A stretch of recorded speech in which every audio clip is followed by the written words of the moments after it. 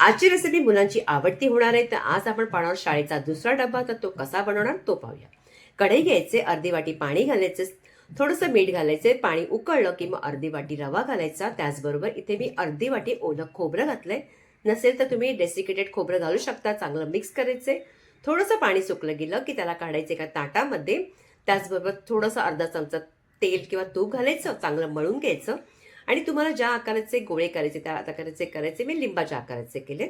कढईमध्ये पाणी उकळायला ठेवायचं, एखादी स्टँड ठेवायचं. नंतर आपण ताट ठेवून हे गोळे त्यात घालून त्याला 5 मिनिटं फक्त वाफवून घ्यायचं.